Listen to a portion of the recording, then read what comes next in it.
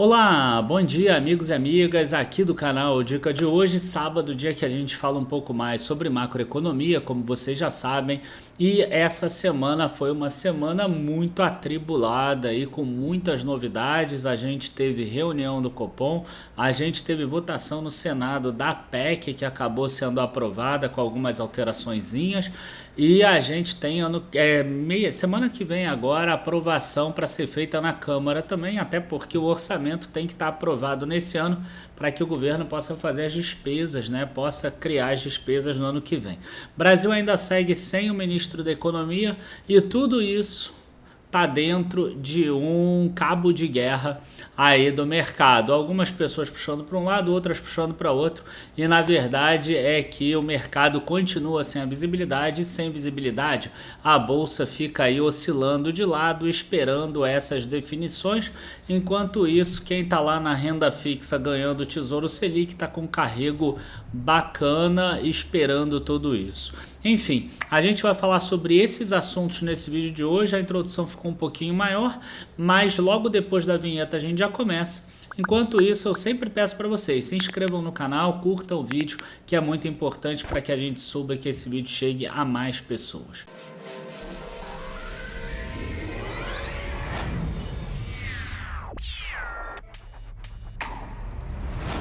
Enfim, pessoal, vamos começar pela parte econômica em si, porque o Copom manteve, né, a taxa de juros Selic em 13,75% ao ano. Quem acompanhou o fechamento de mercado na quarta-feira que eu fiz, eu acabei lendo ao vivo esse comunicado que eu vou mostrar agora. Então tá aqui no YouTube, é só ir lá para o finalzinho. Foi exatamente na hora que saiu, porque saiu às 6h31, eu estava encerrando às 6h30 e saiu na hora. E aí eu acabei lendo até o final, acabou que o fechamento de mercado foi até mais 6h38.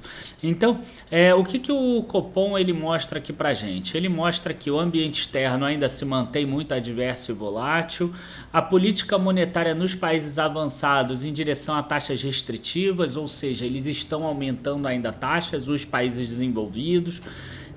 Maior sensibilidade do mercado a fundamentos fiscais, requerem maior cuidado por parte de países emergentes.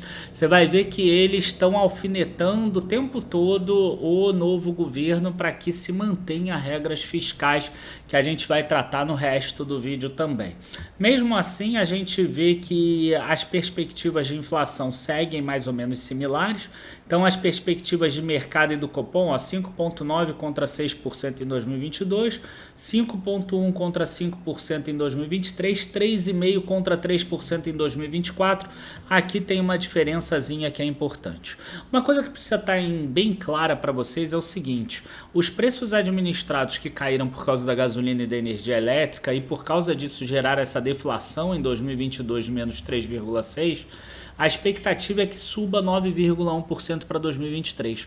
Então a própria meta do Copom é fazer com que a inflação vá para a meta, né, que foi a meta feita ali pelo CMN, pelo Conselho Monetário Nacional, de 3,25% ao ano, no segundo trimestre de 2024. Então, na verdade, o Copom já sabe que o primeiro trimestre vai ter uma inflação mais alta do que o normal, porque vai voltar o preço da gasolina, vai voltar o preço da energia elétrica, por causa dos impostos que vão voltar, e aí você tem ali um período que eles estão imaginando, que é mais ou menos do segundo trimestre de 2023 até o primeiro trimestre de 2024. Então, no segundo trimestre de 2024, essa inflação tem que estar ao redor da meta. E nessa projeção do Copom, essa inflação está em 3,3%, que é mais ou menos a meta do ano que vem de 3,25%, um pouquinho acima da meta de 2024, que é 3%. O Copom, mesmo assim, ele fala que existe uma incerteza maior do que a usual em torno das suas premissas e projeções, e por isso ele tem que ficar um pouco mais cauteloso, né? Sabendo que existem ainda riscos de alta inflacionária ou de queda inflacionária nos dois sentidos, ele chega a falar a maior persistência de pressões inflacionárias globais, o que aqui eu meio que discordo um pouco. porque eu já estou vendo preços de commodities caíram, a gente viu o petróleo caindo bastante essa semana, e isso deve gerar uma desinflação no mundo. Não é uma deflação, porque não vai ficar negativo, mas vai ser uma desinflação, vai dar aquela atenuada nessa inflação global e na inflação do Brasil também. Elevada incerteza sobre o futuro do arcabouço fiscal do país, outra alfinetada. E aqui uma queda adicional dos preços das commodities internacionais em moeda local, que aí eles chegam a citar a questão que eu falei agora. Então, quer dizer, eles falam alguns riscos de alta e alguns riscos de baixa também da inflação que poderiam ajudar. Mas só que o que me trouxe muito problema, né? Eu até ao vivo eu falei, tá tranquilo, comunicado, até eu chegar na última frase. O comitê enfatiza que os passos futuros da política monetária poderão ser ajustados e não hesitará em retomar o ciclo de ajuste caso o processo de desinflação não transcorra como esperado. O ciclo de ajuste nada mais é do que novas altas de juros. Então, o mercado começa a precificar possíveis novas altas de juros, né? E aí eu tô gravando exatamente na quinta-feira, na abertura do mercado, e eu quero dar uma olhada aqui como é que tá a taxa de juros. E eu tô gravando aqui exatamente na abertura de quinta-feira do mercado para a gente ver como é que abriu a taxa de juros, principalmente curta, do 2024.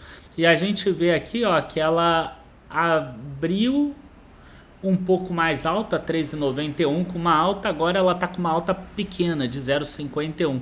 Então até não trouxe todo aquele negativismo que eu esperei até na quarta-feira, na hora que eu vi ali esse comunicado. Agora, a gente precisa ter em mente o seguinte, né, que o teto de gastos públicos ele foi importante ali em 2017. Eu até acredito que ele deveria se manter até o período como foi proposto ali naquela proposta de lei de 2017, que seria até 2027, antes de você ver uma remodelação dele ou tentar talvez trazer alguma alteração. Mas uma coisa também que precisa ficar clara é o seguinte, né? Se você tem uma economia que está conseguindo gerar receitas aumentando acima da inflação, não tem por que os teus gastos subirem de acordo com a inflação. Seria a mesma coisa que, por exemplo, né, uma empresa, ela está crescendo a receita dela acima da inflação, está crescendo aí 15%, 20% ao ano, mas os investimentos dela vão seguir só de acordo com a inflação. Isso faz sentido em relação ao Brasil, por quê? Porque ele estava com um déficit, ele estava com uma dívida muito alta e ainda está muito alta, mas só que vem reduzindo a dívida líquida sobre PIB. Então isso fazia sentido naquele momento, que era um momento para você ajeitar a casa. E nesse momento ainda precisava, seria bom a gente ter 2, 3 anos de superávit primário antes de você mudar a regra. Mas eu não vejo um problema tão grande de você mudar a regra nesse período, desde que você tenha uma outra forma em que o dinheiro não possa ser gasto indefinidamente. E esse aqui é o grande ponto. Então eu quero passar para a segunda parte daqui, né, que é o seguinte: dentro dessa PEC de transição que foi aprovada, tem aqui a questão da nova regra fiscal, né? O relator da PEC, ele acrescentou no texto um dispositivo que fixa prazo até 31 de dezembro de 2023 para o presidente da República encaminhar ao Congresso Nacional um projeto de lei complementar com o objetivo de instituir regime fiscal sustentável para garantir a estabilidade macroeconômica do país e criar as condições adequadas ao crescimento socioeconômico. Então, ok que ele não goste do teto de gastos como hoje, que só pode crescer o gasto acima da inflação, de acordo com a inflação. Mas qual vai ser essa nova ancoragem? Né? Vai ser inflação mais 1? Vai ser inflação mais PIB? Vai ser alguma outra coisa? Enfim, vai ser um percentual da receita? Não importa o que seja, o importante é que não pode ter um gasto desenfreado. E isso, para mim, eu gostei muito dessa parte. Porque quer dizer, o governo, o Congresso abriu mão né? Porque é importante a relação do social em relação ao Bolsa Família, mas também não é um gasto desenfreado, né? E aí a gente tem uma outra questão, que é a reforma tributária dentro disso tudo. Então, a gente ainda não tem o ministro da Fazenda, mas tudo indica que vai acabar sendo o candidato que não ganhou lá de São Paulo, que é o Haddad. E o Haddad acabou sendo entrevistado aqui em matéria do UOL, e ele chega a falar que a reforma tributária e o novo arcabouço fiscal são prioridades. O novo arcabouço fiscal seriam as regras ali que vão ser colocadas como o novo teto de gastos, quais vão ser essas regras, e a reforma tributária também ele considera como importante o que? Ele fala que não dá para tratar juntos, os impostos indiretos têm que vir na frente, porque impacta muito estados e municípios. Os impostos diretos não são compartilhados, e os impostos indiretos, que é o IVA, né, o Imposto de Valor Agregado, né, a ideia que muitos candidatos sempre tiveram de comprimir todos os impostos em um só, ou IVA dual, são duas propostas. Eles organizam o sistema tributário nacional, diminui custo, diminui insegurança jurídica, você dá ao arcabouço fiscal uma solidez que hoje ele não tem, veja a quantidade de precatórios. Então, assim, a gente deve ter uma proposta de reforma fiscal no próximo ano, tá? E aí a gente vai ter uma ideia de onde vai sair o dinheiro para esses gastos que estão tendo a mais. Eu espero, né, que não tenham novos impostos, mas eu acho difícil que isso aconteça. Então, quer dizer, quais são os principais impostos que a gente vê aí que podem surgir, né, dentro dessa reforma tributária? Por quê? Porque dentro do Brasil você tem uma lei que chama Lei de Responsabilidade Fiscal. Então, na hora que você propõe um gasto, você precisa ter ali a destinação desse recurso, mas você precisa ter a origem desse recurso. De onde vai sair o recurso para esse gasto? Pode sair o dinheiro da educação, pode sair da saúde, pode sair da segurança, ou pode sair de nova arrecadação. Mas por que você vai ter essa nova arrecadação? O Brasil vai crescer, vai ter uma arrecadação maior, né? O preço do petróleo vai subir, você vai ganhar mais royalties, por exemplo, ou você vai criar um novo imposto e com isso você vai criar uma nova arrecadação. Então o que a gente vê dessa origem dos recursos é que poderia ter, né, taxação de dividendos. Isso aqui ele não falou, isso aqui eu estou imaginando.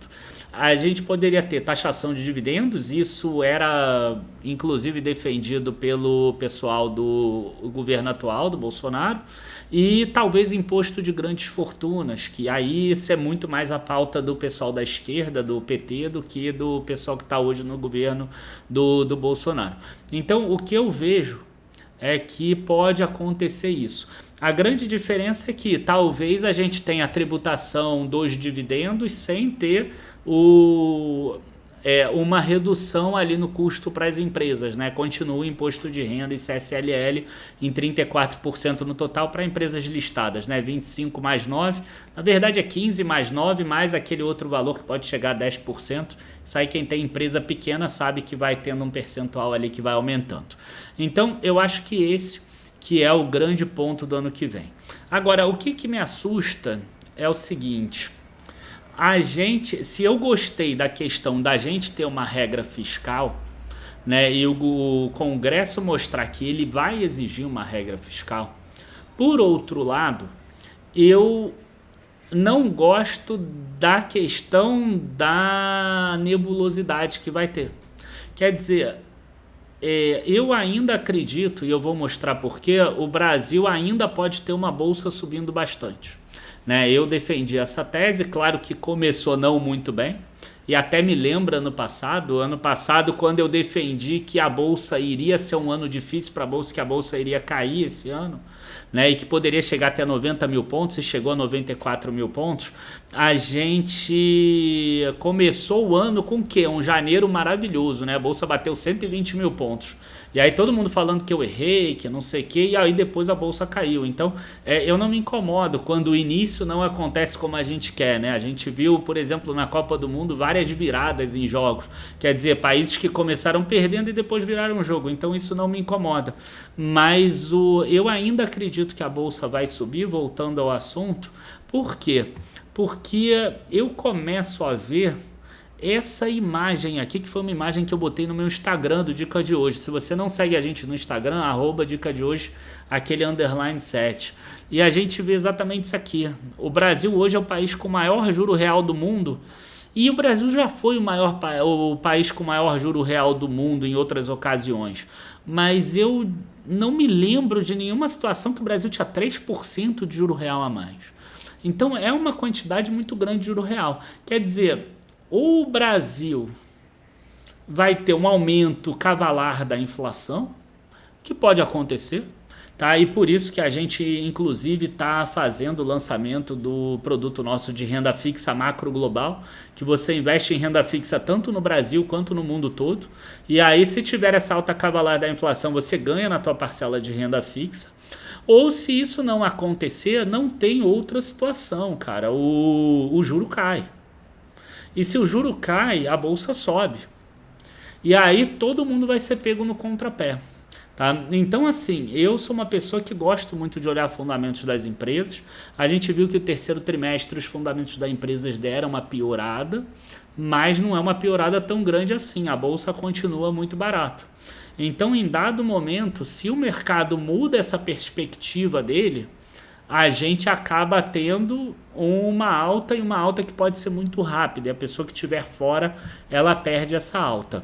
Agora, a nebulosidade que tinha com relação à PEC pode se transformar numa falta de visibilidade com relação a qual vai ser a nova regra fiscal.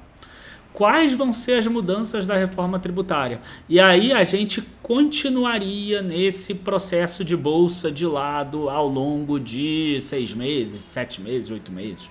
Tá? A minha visão é bolsa subindo bem em 2023. Né? Eu cheguei até a citar 150 mil pontos em 2023. Mas agora ela pode ficar parada por 8 meses e subir de setembro a dezembro, de outubro a dezembro, por exemplo. Né? Isso tudo pode acontecer também e não seria inédito, tá? Se eu não me engano, em 2004 aconteceu isso, em 2018 também aconteceu isso. Posso até tentar pegar aqui para vocês darem uma olhada, tá? Então, às vezes acontece isso, a bolsa fica de lado assim 10, 12 meses seguidos, e aí quando o mercado acorda, a gente tem uma alta muito forte da bolsa. Deixa eu ver aqui se eu consigo achar. Olha só um exemplo aqui do que aconteceu em 2004, por exemplo. Ó. 2004 foi um período que teve aqui, né? Um período que ficou aqui de lado por um tempão, assim, ó, até setembro. Aí depois daqui até aqui, ó, a bolsa sobe bastante, por exemplo. Né? E em 2011, se eu não me engano, aconteceu a mesma coisa. O próprio 2018 aqui, quando você pega daqui em setembro até aqui no final, ó, sobe também bem, sobe 18, 20%. 2011 foi aqui também, uma alta forte logo no final aqui de 23%. Enfim, esse tipo de coisa às vezes acontece. Tá? E para a gente terminar aqui, eu quero aproveitar para trazer para vocês como é que foi o debate da PEC lá no Senado, né? E semana que vem deve ter na Câmara também.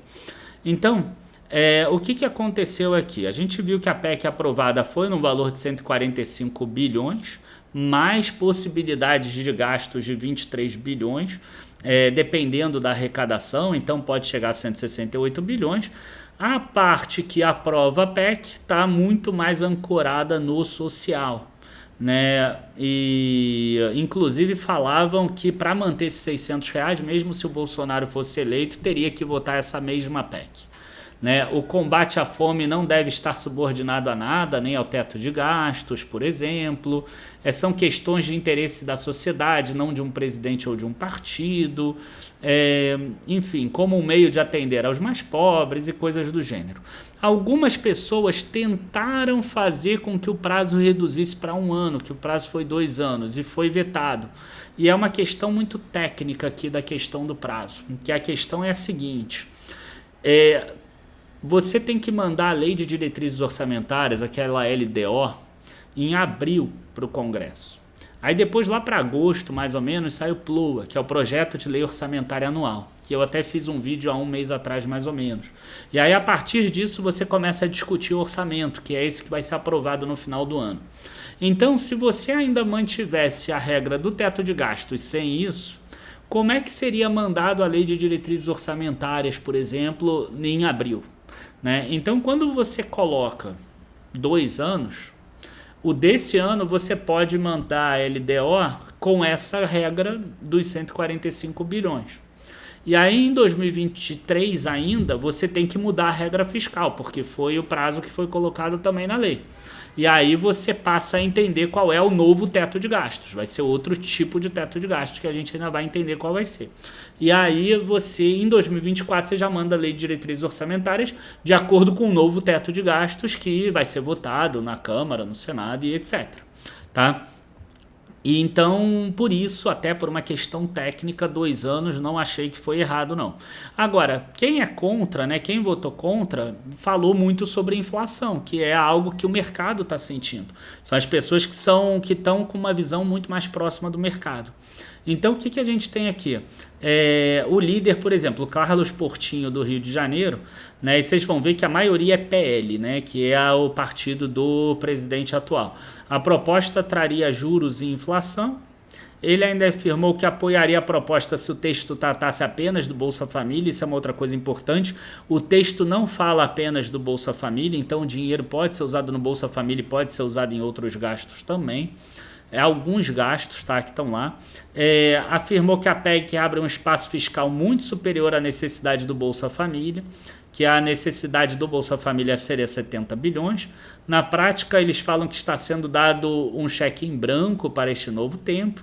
Para o senador, o país corre o risco de ver novas pedaladas com alta de inflação e fuga de investidores. Então, é a visão mais do mercado. Tá? Já o senador Plínio Valério aqui, que ele pedia só o justo, que seria o Bolsa Família e o Farmácia Popular, e ele vota contra porque essa proposta pede além do necessário. E, enfim, né? Uma corrida, já o filho do presidente atual, né, o Flávio Bolsonaro, fala: uma corrida a passos largos para empobrecer os mais pobres, é um tiro no pé do Congresso. Enfim, essas são as ideias de cada um deles.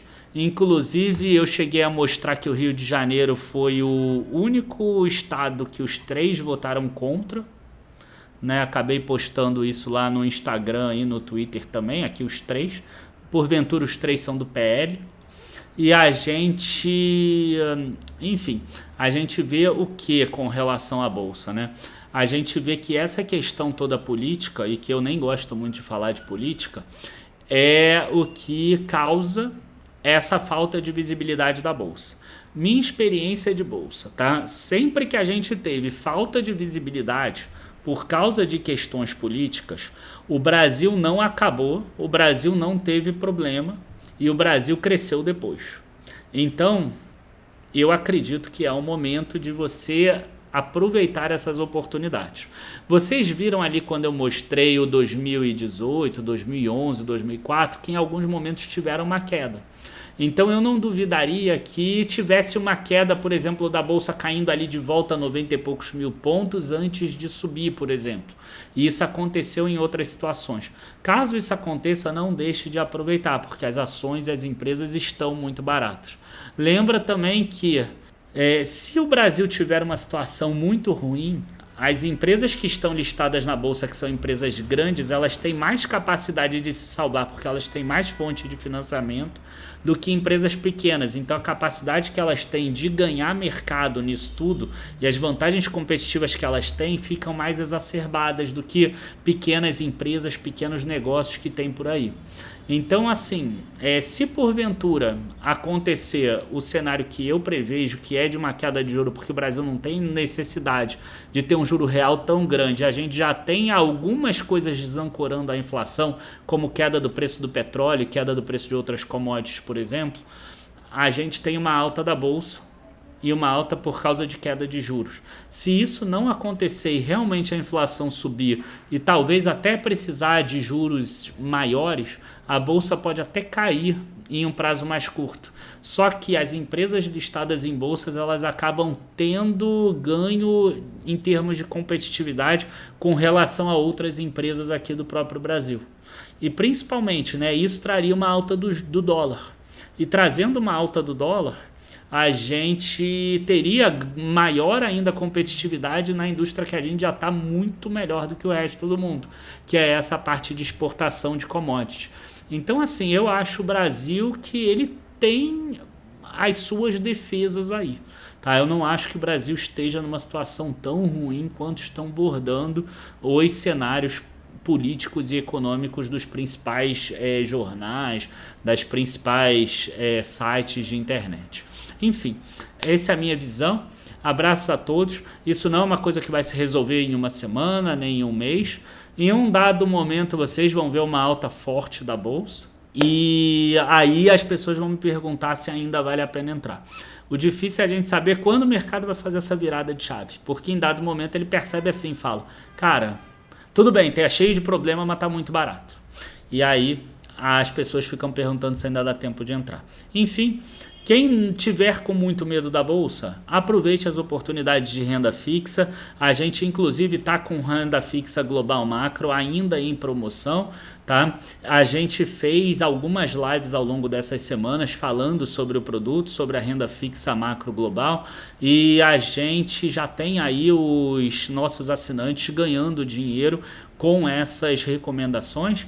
Então os links vão estar aqui na descrição. Quem não viu as lives, elas vão ser tiradas do ar, então não deixe de assistir a live que a gente fez na quarta passada, na quarta retrasada, na terça passada e na quinta-feira passada agora. Abraços, bons investimentos e até a próxima. Tchau, tchau, pessoal.